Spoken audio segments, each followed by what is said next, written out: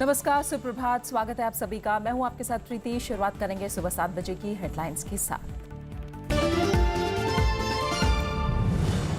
करुणानिधि के 94वें जन्मदिन पर जुटा विपक्ष। चेन्नई में राहुल गांधी और नीतीश कुमार समेत 7 दलों के बड़े नेता हुए शामिल। सरकार पर जनता की आवाज दबाने का लगाया आरोप।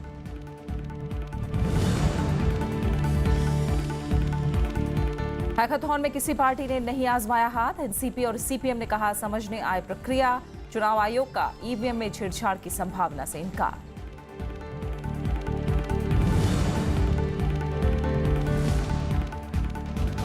बिस्किट और महंगे जूतों पर 18% और सोने हीरे पर 3% कर। जीएसटी परिषद से ट्रांजिशन और रिटर्न नियमों को मंजूरी। सभी राज्य 1 जुलाई से लागू करने पर सहमत। लंदन में आतंकी हमला। 3 अलग अलग जगहों पर हमले में एक शख्स की मौत। 3 संदिग्धों की तलाश में लंदन पुलिस।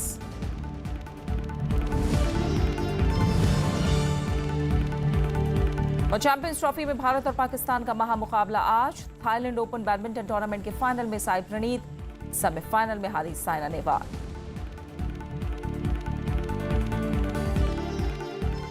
डीएमके अध्यक्ष करुणानिधि के जन्मदिन के मौके पर कल विपक्ष के दिग्गजों का जमावड़ा लगा।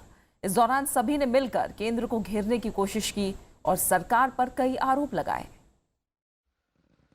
शनिवार को चेन्नई में डीएमके प्रमुख एम करुणानिधि के जन्मदिन पर जश्न मनाया गया।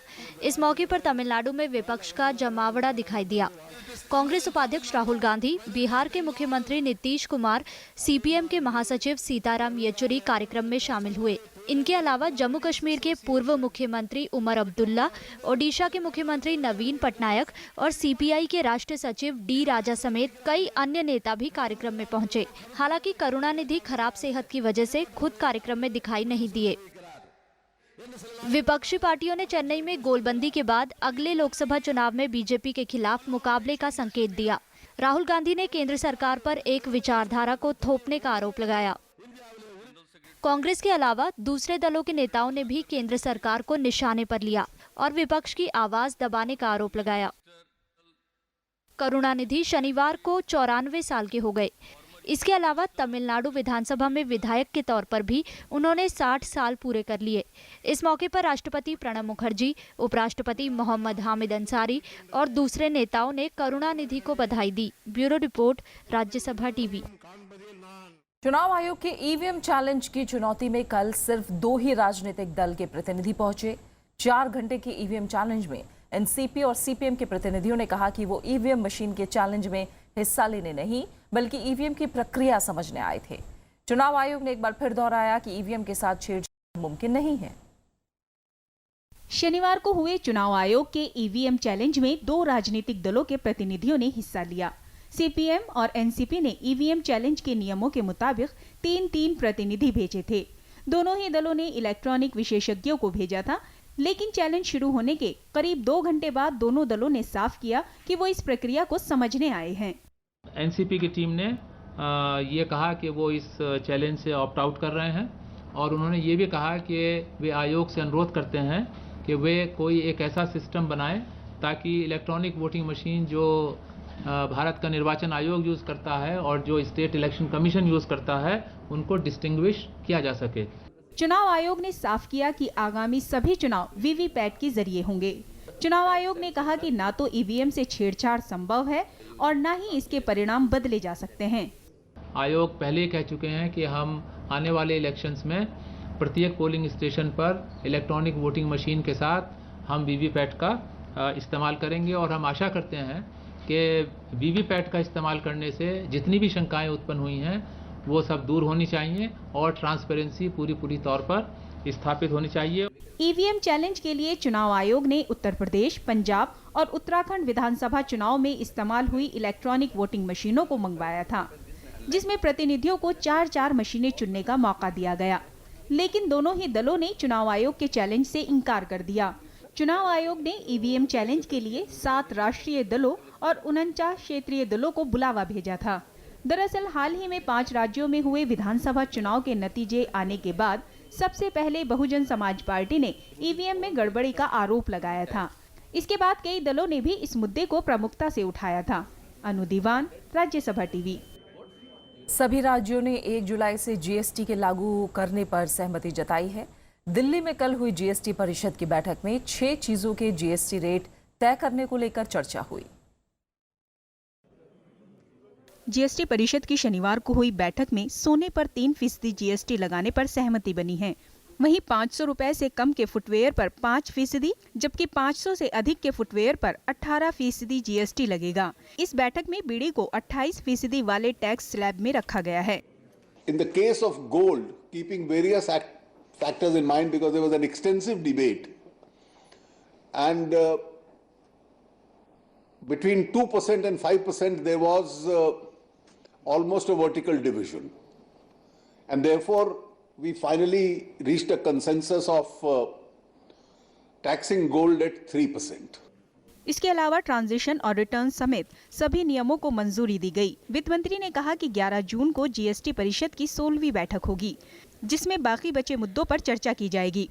We decided to tax footwear in 2 categories rather than these 4 existing categories. Less than rupees 500 if a footwear costs, which is for the common man, which is today 9.5%, has been brought down to 5%. And all other 3 categories have been taxed at 18%. पिछली बैठक जम्मू कश्मीर में हुई थी, जिसमें 1200 से अधिक वस्तुओं और 500 सेवाओं को टैक्स की 4 श्रेणी 5, 12, 18 और 28% के दायरे में रखने पर सहमति बनी थी। इसके अलावा अधिकतम कर की दर से ऊपर वाली विलासिता वस्तुओं और अन्य आवश्यक वस्तुओं पर प्रभार लगाने पर अंतिम निर्णय हुआ था। मोहम्मद फाते टीपू के साथ bureau report, Rajya Sabha TV. Kashmir के कुलगांव में के काफिले पर हुए हमले में 2 जवान शहीद हो गए और 4 घायल हो गए। सेना इलाके में आतंकियों की तलाशी में जुटी हुई है। उधर पुंछ में एक बार फिर पाकिस्तान ने कल लगातार तीसरे दिन गोलीबारी की। जम्मू कश्मीर के पुंछ में पाकिस्तान ने एक बार फिर सीज फायर का उल्लंघन किया है। सीमा पार से सैन्य चौकियों और रिहायशी इलाकों को निशाना बनाया गया है। गोलीबारी में एक महिला घायल हो गई, जिसे अस्पताल में भर्ती कराया गया है। भारतीय सेना पाकिस्तान की फायरिंग का मुंह तोड़ जवाब दे रही है। यहाँ रात की फायरिंग चल रही है, तो हम लोग भी बहुत घबराए हैं। ये शाहपुर के एरिया है, तो उधर से पाकिस्तान वालों ने फायरिंग शुरू की थी, जहाँ से हिंदुस्तान वाले भी अपना जवाब दे रहे हैं। तो जहाँ बहुत खतरा हो चुका है और चारों तरफ धुआं ही धुआं है। इधर कुलगाम में काजीकुंड के पास आतंकियों ने सेना के काफिले पर अंधाधुंध गोलीबारी की। हमले में 2 जवान शहीद हो गए और 5 जवान घायल हैं। इसके बाद सुरक्षा बलों ने पूरे इलाके को घेर कर तलाशी अभियान शुरू किया। जो शहीद हुए हैं उनको मेरी जो है श्रद्धांजलि है, और हम उनको पूरा कड़ा जवाब देंगे। और आर्मी को सिचुएशन को डील करने के लिए बाकी जो है पूरा शूट है, ये जो है वो अपने तरीके से सिचुएशन को डील कर रहे हैं। जम्मू कश्मीर के दौरे पर गए सेना प्रमुख जनरल बिपिन रावत ने जम्मू कश्मीर के राज्यपाल NN वोहरा से मुलाकात की। उन्होंने राज्य में आंतरिक और बाहरी सुरक्षा हालात के मसले पर चर्चा की। सेना प्रमुख सैन्य कमांडरों के साथ बैठक कर कश्मीर की सुरक्षा व्यवस्था का जायजा ले चुके हैं। This is a question which would be best left to the security agencies to answer, but nevertheless, government has to take the responsibility of ensuring that peace is restored and all the perpetrators of terrorism or perpetrators of disturbance are brought to the book. इस बीच कश्मीर घाटी में internet सेवा 6 दिन बाद बहाल कर दी गई है। वहीं सेना की मुस्तैदी के चलते पिछले 15 दिनों में कई आतंकियों को मार गिराया गया है। वहीं पाकिस्तान की ओर से हो रही गोलीबारी का भी मुंह तोड़ जवाब दिया जा रहा है। इससे सीमा पार में खासा नुकसान हुआ है। Bureau report, Rajya Sabha TV. राष्ट्रीय जांच एजेंसी ने हवाला के जरिए आतंकी फंडिंग मामले में बड़ी कार्रवाई की है। NIA ने कश्मीर में 14 ठिकानों पर छापेमारी की। इसके अलावा दिल्ली और हरियाणा में भी छापा मारा गया है। इसमें 1.5 करोड़ की नकदी और कई दस्तावेज मिले हैं।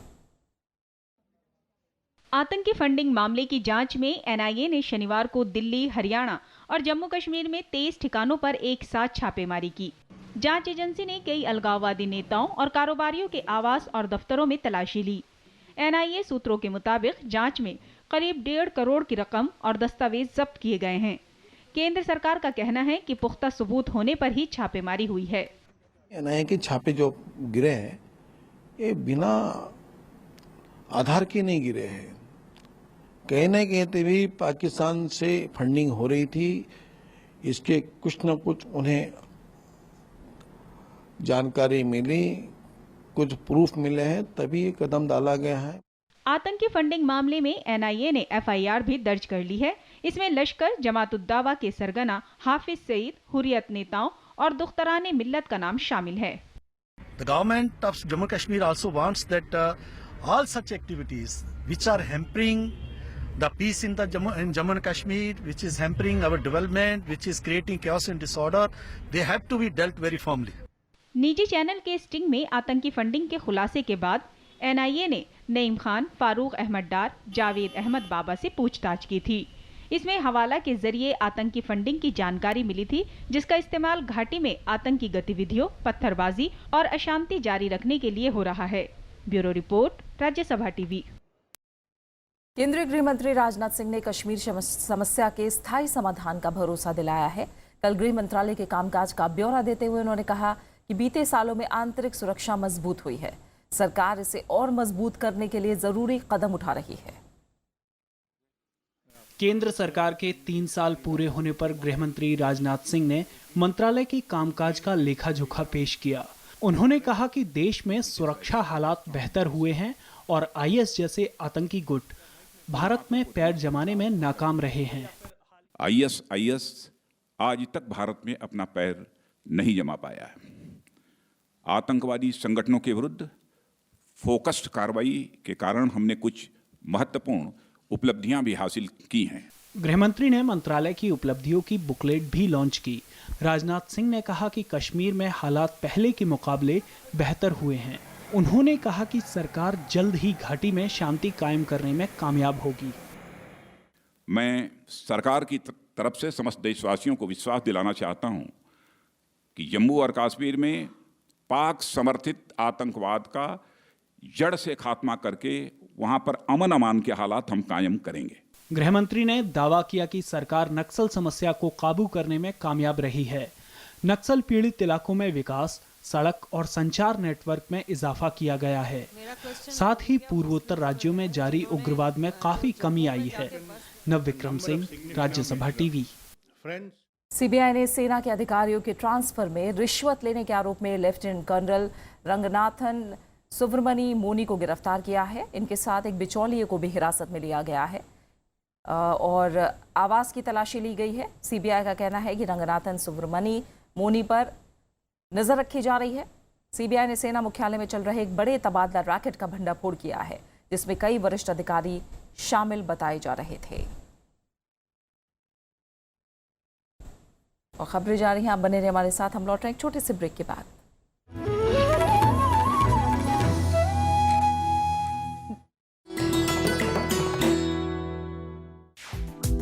विजय लक्ष्मी पंडित, संयुक्त राष्ट्र महासभा की पहली महिला अध्यक्ष, देश की पहली महिला कैबिनेट मंत्री, भारतीय संविधान सभा की सदस्य, लोकसभा में फूलपुर सीट की नुमाइंदगी, संयुक्त राष्ट्र मानवाधिकार परिषद में देश का प्रतिनिधित्व।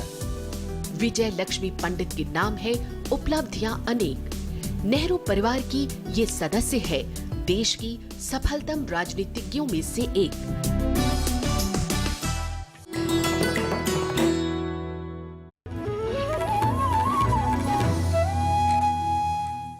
चार यूरोपीय देशों की यात्रा पूरी करके प्रधानमंत्री नरेंद्र मोदी आज तड़के स्वदेश लौट आए हैं। पेरिस उनका अंतिम पड़ाव था, जहां फ्रांस के नवनिर्वाचित राष्ट्रपति इमानुएल मैक्रों के साथ कल उनकी पहली मुलाकात हुई। दोनों नेताओं ने भारत और फ्रांस के बीच पुराने सहयोग को बरकरार रखने का फैसला लिया। शनिवार को पेरिस में प्रधानमंत्री नरेंद्र मोदी ने फ्रांस के राष्ट्रपति इमैनुअल मैक्रों के साथ शिखर वार्ता की। दोनों नेताओं ने प्रतिनिधिमंडल से इतर अलग से भी एक दूसरे की प्राथमिकताओं को समझने का प्रयास किया। दोनों नेताओं की शिखर वार्ता में जलवायु परिवर्तन का मामला काफी गंभीरता से उठा। खासकर अमेरिकी राष्ट्रपति डोनाल्ड ट्रंप के जलवायु परिवर्तन को रोकने के लिए पेरिस समझौते से बाहर आने की धमकी के बाद दोनों देशों ने जलवायु परिवर्तन पर अपनी पुरानी गतिविधियों को जारी रखने का निर्णय लिया। खास करके क्लाइमेट चेंज के संदर्भ में, पेरिस एग्रीमेंट के संदर्भ में जिस तरह कंधे से कंधा मिलाकर के काम किया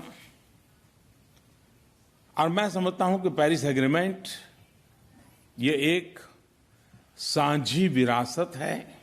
In fact, I will be traveling to India by the end of the year, and we will convene a meeting, an international meeting of the World Solar Alliance, to which many climate countries contribute in order to tackle climate change. प्रधानमंत्री नरेंद्र मोदी और France के राष्ट्रपति Emmanuel के बीच आतंकवाद पर भी गंभीर चर्चा हुई. दोनों देशों ने इस मसले पर सभी मंचों पर एक दूसरे का साथ देने का वादा किया. दोनों देश रक्षा के मसले पर और खासकर राफेल लड़ाकू विमान की खरीद पर पहले से चली आ रही गति को बरकरार रखेंगे. फ्रांस की यात्रा के दौरान किसी समझौते पर हस्ताक्षर नहीं करना था. इसका मुख्य उद्देश्य दोनों देशों के बीच पुरानी रणनीतिक साझेदारी को आगे भी बरकरार रखने पर था. अखिलेश सुमन के साथ ब्यूरो रिपोर्ट, राज्यसभा टीवी.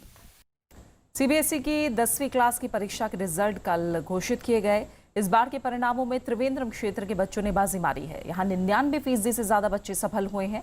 दूसरे नंबर पर चेन्नई के बच्चे हैं, जहां पास होने वाले छात्रों की तादाद 99.62% रही. इस मामले में इलाहाबाद रीजन के 98.23% के साथ तीसरे नंबर पर रहा. वहीं दिल्ली 78.09% छात्र सफल हुए हैं, जो पिछले साल के मुकाबले 13% कम है. सीबीएसई से मान्यता प्राप्त करीब 16,000 स्कूलों के 16,67,573 छात्र इस साल 10वीं की परीक्षा में शामिल हुए थे.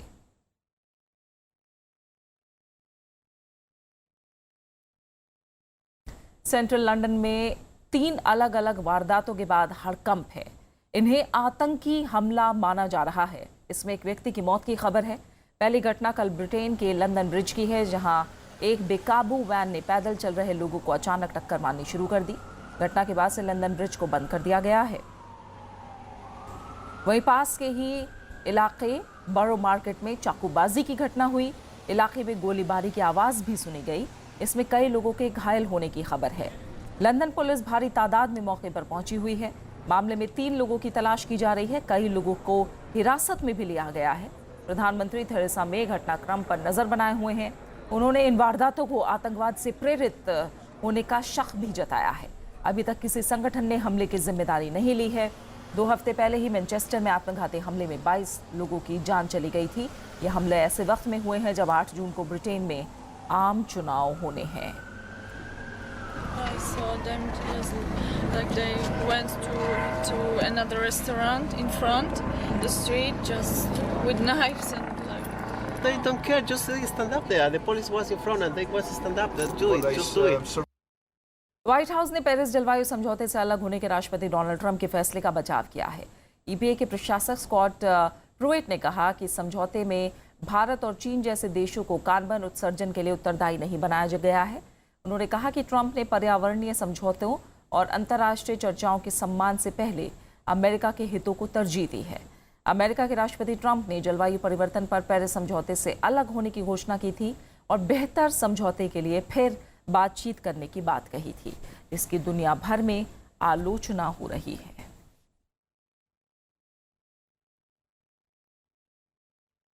भारतीय मूल के लियो वराडकर के नए प्रधानमंत्री होंगे. लियो वराडकर को सत्ताधारी गठबंधन की सबसे बड़ी पार्टी का नेता चुन लिया गया है. वराडकर ने करीब 60% वोट हासिल किए हैं. उन्होंने अपने प्रतिद्वंदी साइमन कोवेनी को हराया. 38 साल के वराडकर आयरलैंड के अब तक के सबसे युवा प्रधानमंत्री भी होंगे.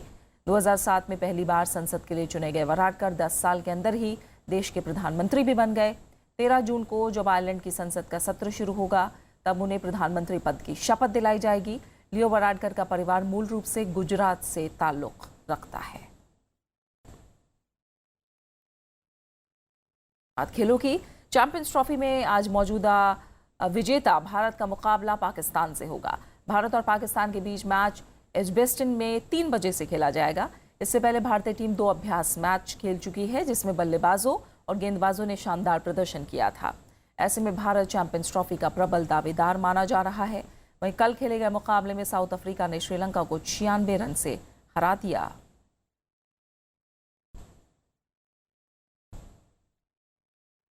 भारतीय बैडमिंटन खिलाड़ी B Sai Praneeth Thailand open badminton tournament के फाइनल में पहुंच गए हैं। पुरुष एकल वर्ग के सेमीफाइनल मैच में प्रणीत ने थाईलैंड के पनाविट थोंगनुआम को हराकर खिताबी मुकाबले में अपनी जगह पक्की की। प्रणीत ने 36 मिनट तक चले मैच में थोंगनुआम को 21-11, 21-15 से मात दी। प्रणीत अपने पहले थाईलैंड ओपन खिताब से अब सिर्फ एक कदम दूर हैं। खिताबी मुकाबले में आज प्रणीत का मुकाबला इंडोनेशिया के खिलाड़ी जोनाथन क्रिस्टी से होगा।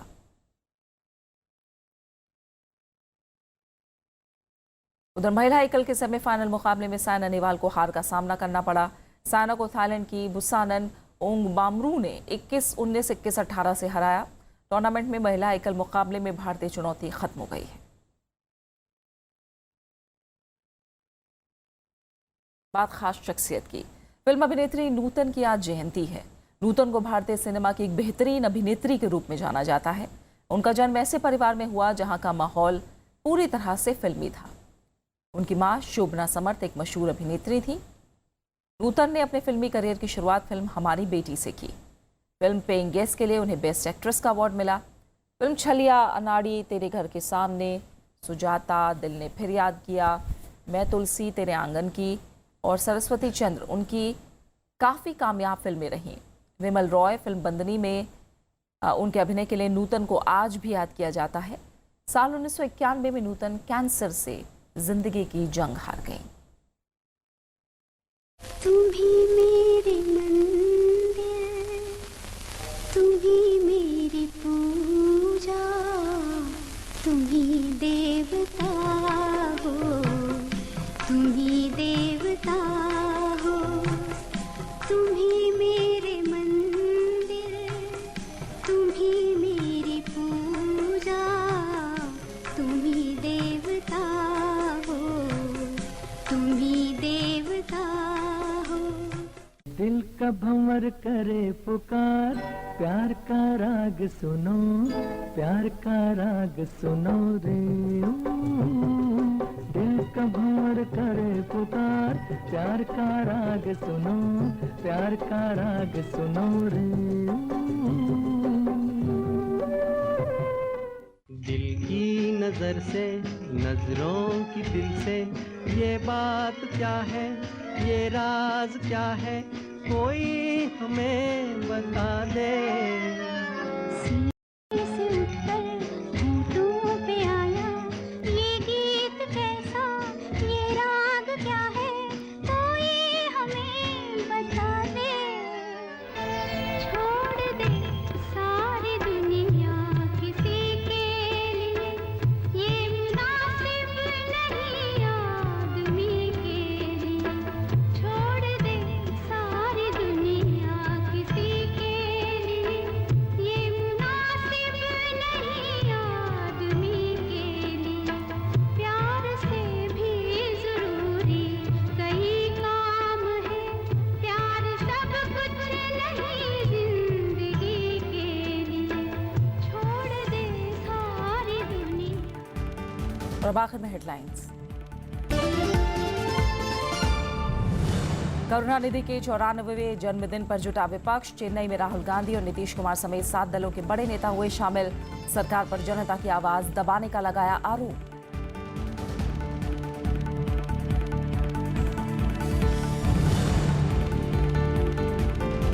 हैकाथॉन में किसी पार्टी ने नहीं आजमाया हाथ। एनसीपी और सीपीएम ने कहा समझने आए प्रक्रिया। चुनाव आयोग का ईवीएम में छेड़छाड़ की संभावना से इनकार।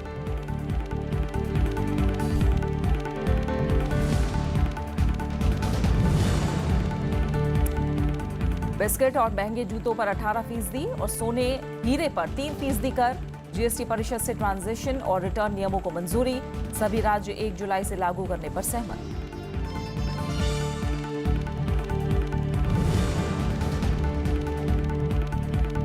लंदन में आतंकी हमला। 3 अलग अलग जगहों पर हमले में एक शख्स की मौत। 3 संदिग्धों की तलाश में लंदन पुलिस।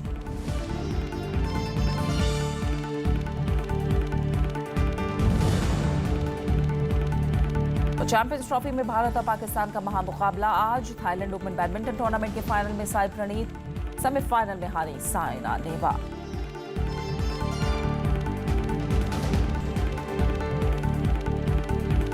और इसी के साथ फिलहाल इस बुलेटिन में इतना ही। आगे आप देख सकते हैं विशेष। नमस्कार।